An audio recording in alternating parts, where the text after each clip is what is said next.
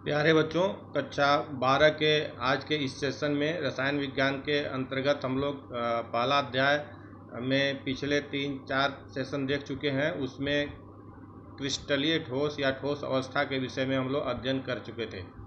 प्यारे बच्चों, जैसा कि स्क्रीन पर आप देख पा रहे हैं कि आज का हमारा जो टॉपिक रहेगा, इसमें हम पढ़ेंगे क्रिस्टल दोष।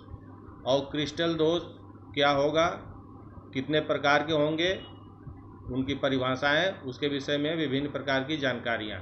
तो इसमें इस सेशन में हमारा क्रिस्टल दोष और उसमें अपूर्णताएं यानी क्रिस्टल में अपूर्णताएं ये क्या है, इसके विषय में हम लोग पढ़ेंगे। तो जैसा कि आप देख पा रहे हैं कि अगर मैं इस स्क्रीन पर आपको दिखा रहा हूं कि नीचे जो ये क्रिस्टल संरचना हमने बनाया है, इस क्रिस्टल संरचना में अगर आप देखते हैं कि जैसा कि हम लोग पहले से जानते हैं कि क्रिस्टलीय संरचना में किसी अवयवी कणों की पुनरावृत्ति एक लंबे परिसर में नियमित प्रक्रम में होती है। तो अगर उस नियमित प्रक्रम में अगर किसी प्रकार की कोई कमी होती है, कोई बाधा उत्पन्न होती है, तो उससे जो दोष उत्पन्न होगा उसको क्रिस्टल दोष कहते हैं। इसमें आपका कोई उसमें से अवयवी कण गायब हो सकता है, या उसमें कोई बाहर से कोई अवयवी कण या कोई और अन्य प्रकार का कण उसमें शामिल हो सकता है। तो इसे क्रिस्टल दोष कहेंगे। जैसा आप स्क्रीन पर देख पा रहे हैं कि क्रिस्टल दोष को हमने 3 भागों में 3 प्रकार में मुख्य रूप से बांटा है। पहला बिंदु दोष, दूसरा है रेखा दोष और तीसरा है तल दोष। तो ये हमारा बिंदु दोष, दूसरा रेखा दोष और तीसरा तल दोष। इसमें क्या है बिंदु दोष में? बिंदु दोष में जैसा कि आप जानते हैं कि इसमें हम क्रिस्टल या क्रिस्टलीय ठोस में किसी उसके जो जालक है, जालक स्थल से किसी प्रकार का जो दोष उत्पन्न होता है जालक स्थल में या उस लैटिस में, उसको बिंदु दोष कहते हैं। दूसरा हमारा प्रकार है रेखा दोष। रेखा दोष में जैसा कि आप जान पाते हैं, इसमें जानते हैं कि जो परमाणुओं की जो पंक्तियों की जो व्यवस्था है वह उस क्रिस्टल के अंतर्गत ही उसमें विस्थापन हो जाता है। यानी परमाणुओं की पंक्तियों की व्यवस्था, जैसे अगर आप देखते हैं कि ये अगर हमारे परमाणुओं की पंक्तियों की व्यवस्था है या इसको हम इस प्रकार से दिखा रहे हैं, तो इनमें किसी प्रकार की अव्यवस्था हो जाती है, इनका विस्थापन हो जाता है, यहाँ से हट करके कहीं और चला जाएगा, मान लीजिए यहाँ पर आ सकता है या यहाँ पर आ सकता है। तो इस प्रकार के दोष को रेखा दोष कहते हैं। तीसरा जो प्रकार है हमारा उसमें है तल दोष। तल दोष में इसमें परमाणुओं का जो तल है, पंक्तियों का जो सतह है, उसमें विस्थापन हो जाता है और इस प्रकार से जो दोष उत्पन्न होता है उसको हम तल दोष के रूप में जानते हैं। अब हमारे पास जो बिंदु दोष है, मुख्य रूप से हम उसके विषय में देखेंगे। तो बिंदु दोष में हमने आपको दिखाया है कि 1 और 2 तीन प्रकार के दोष हैं बिंदु दोष में। एक तो अशुद्धि दोष। अशुद्धि दोष की जैसे हमने चर्चा किया था शुरू में आज के सेशन में कि जब किसी क्रिस्टल में किसी प्रकार की बाहर से कोई अशुद्धि उसमें शामिल हो जाती है तो उससे अशुद्धि दोष कहते हैं। दूसरा हमारा स्टाइयोकेमेट्री दोष है, स्टाइयोकेमेट्री। और तीसरा हमारा है नॉन स्टाइयोकेमेट्री। स्टाइयोकेमेट्री जैसा कि आप जानते हैं, सीधे सीधे शब्दों में आप अगर इसको समझना चाहते हैं तो आप इसको इस प्रकार समझ सकते हैं कि जब हम किसी रासायनिक अभिक्रिया को संतुलित करते हैं तो उसमें जो पदार्थ हैं, पदार्थ को जो गुणांक उसमें लिखते हैं कि जैसे 2H2O या 2CO2, यहाँ जो 2 लिखते हैं जो पदार्थ के पहले, वह उसका स्टाइयोकेमेट्री गुणांक कहलाता है। तो स्टाइयोकेमेट्री दोष।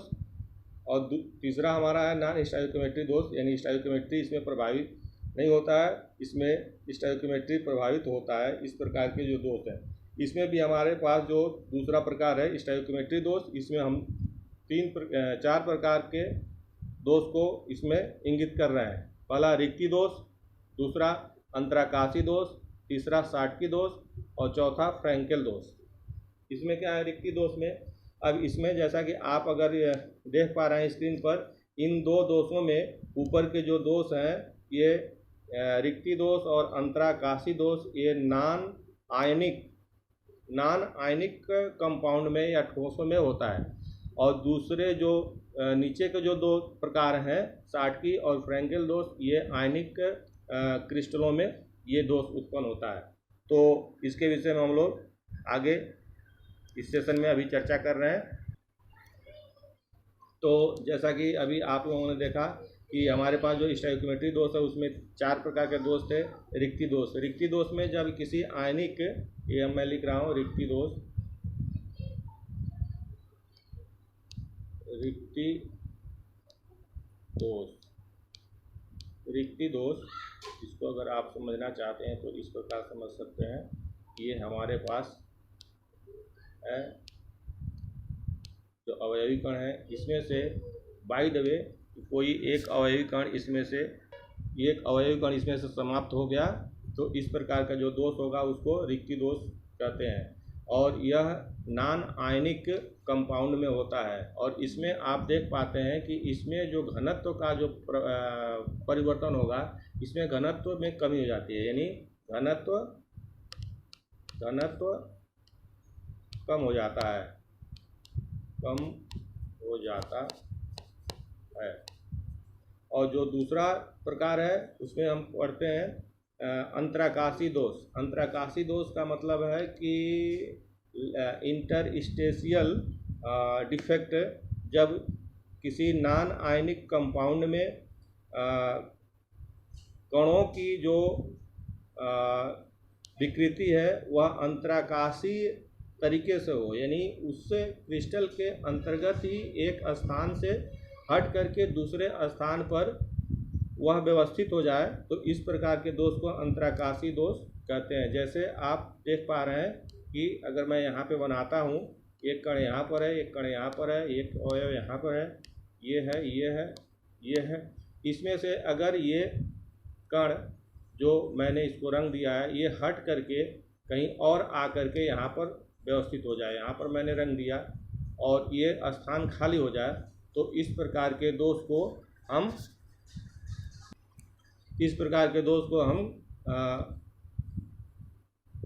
अंतराकाशी दोष कहते हैं। इसमें क्या होगा, चूँकि जो अवयवी कण है उस क्रिस्टल के अंतर्गत ही है, जो यहाँ पर था यहाँ से हट करके यहाँ पर आ गया, अब इसके वजह से इसके घनत्व में कोई परिवर्तन नहीं होगा, तो इसका घनत्व सेम रहता है, इसमें कोई परिवर्तन नहीं होता। और तीसरा जो हमारा दोष है वह है साटकी दोष, और यह बहुत महत्वपूर्ण टॉपिक है, इससे संबंधित बहुत सारे प्रश्न आते हैं, इसको ध्यान से आप देखेंगे। तो साटकी दोष में, साटकी दोष ये मैं लिख रहा हूँ, साटकी दोष। और जैसा अभी आप लोगों ने ऊपर देखा रिक्ति दोष, ये रिक्ति दोष का ही एक तरीका है, क्योंकि वह आयनिक नॉन आयनिक में था, ये आयनिक में होगा, तो इसको हम इस तरीके से समझ सकते हैं कि अगर ये आपके पास इस तरीके का कोई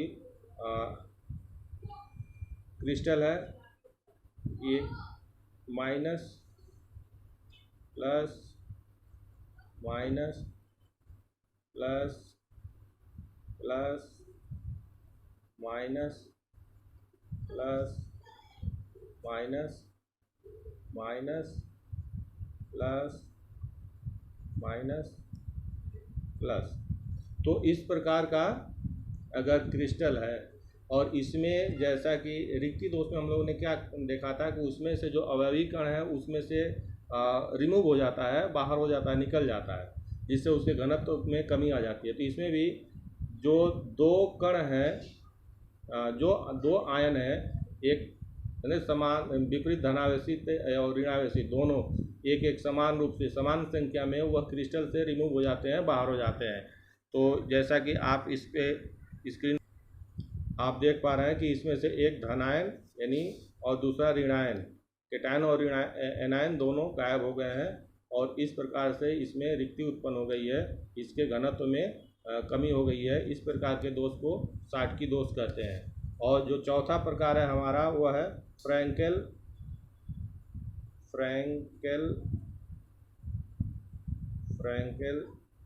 दोष या फ्रैंकेल डिफेक्ट। इसमें क्या होता है, जो अभी हम लोगों ने नॉन आयनिक कंपाउंड क्रिस्टल में हमने दोष पढ़ा था अंतराकाशी, उसी का समरूप है। इसमें आप इस प्रकार से देख सकते हैं कि इसमें जो विपरीत आवेशित आयन से बना हुआ क्रिस्टल है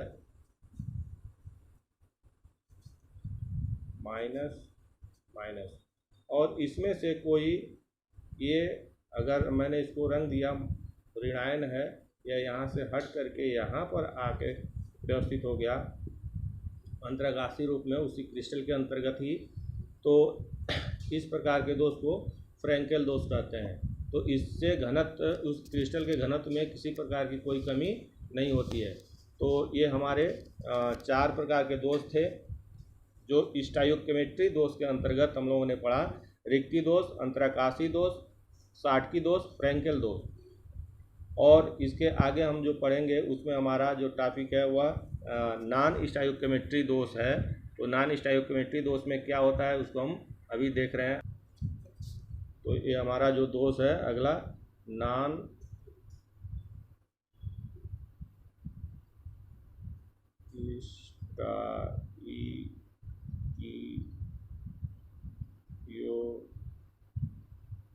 स्टाइयोमेट्री या मीट्रिक नॉन स्टाइयोमेट्रिक दोष।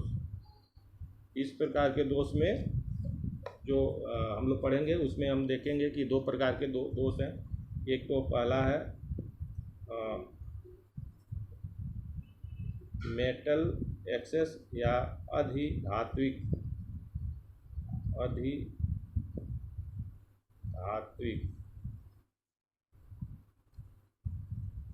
दोष, इसको हम अंग्रेजी में बोलते हैं मेटल एक्सेस,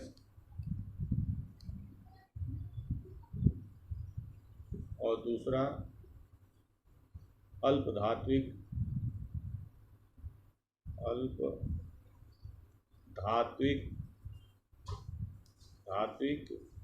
दोष, इसको मेटल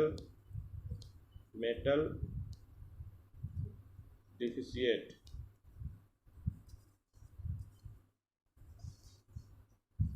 डिफेक्ट या दोष ये है।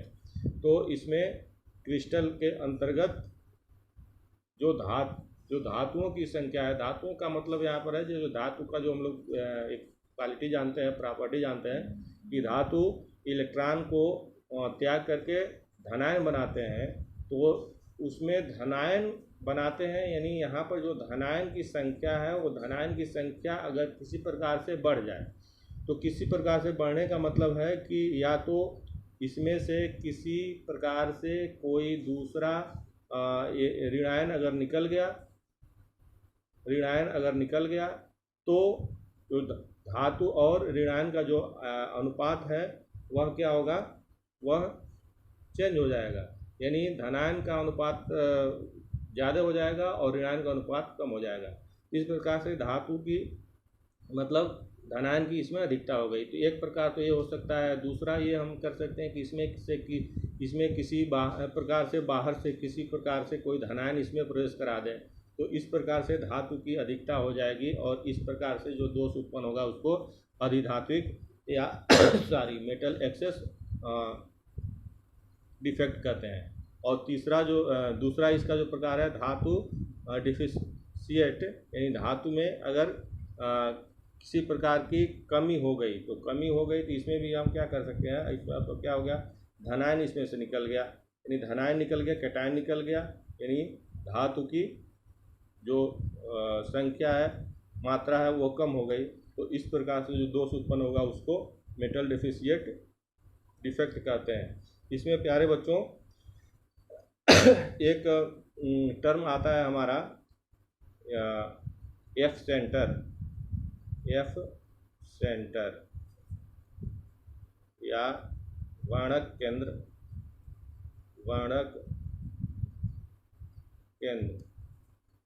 ये क्या है? जब आप देखते हैं कि जैसे अगर मैं यहाँ पे बताऊँ आपको कि Na है, Cl है, Na है, फिर Cl है, फिर यहाँ Cl क्लोराइड आयन, फिर Na धनायन, फिर Cl। अब इस प्रकार का दो क्रिस्टल है, इसमें से अगर किसी प्रकार से हम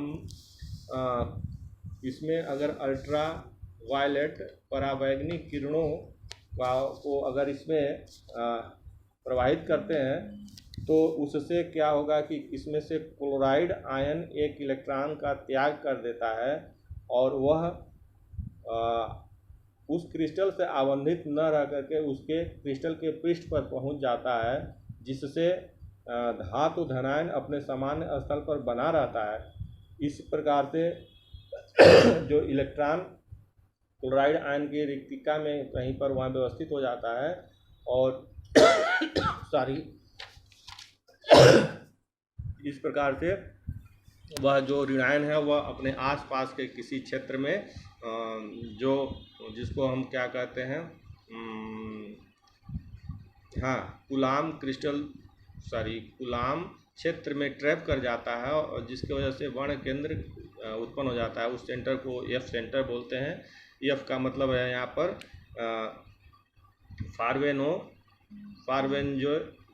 फार्वेंजेंटियम, यानी इस को फर्व का मतलब है यहाँ पर कलर से, वर्ण से, और इस प्रकार उस पर अल्ट्रावायलेट रेज उस पर डालने पर अलग अलग प्रकार से वह रंग के लिए उत्तरदायी होता है। तो जैसे आप देख पाते हैं कि KCl में अगर इस प्रकार का दोष उत्पन्न होता है तो वह बैंगनी रंग का प्रदर्शन करता है। उसी प्रकार से NaCl में अगर इस प्रकार का दोष उत्पन्न होता है तो वह येलो रंग का प्रदर्शन करता है, और LiCl में अगर इस प्रकार का दोष उत्पन्न होता है तो वह पिंक कलर का रंग प्रदर्शित करता है।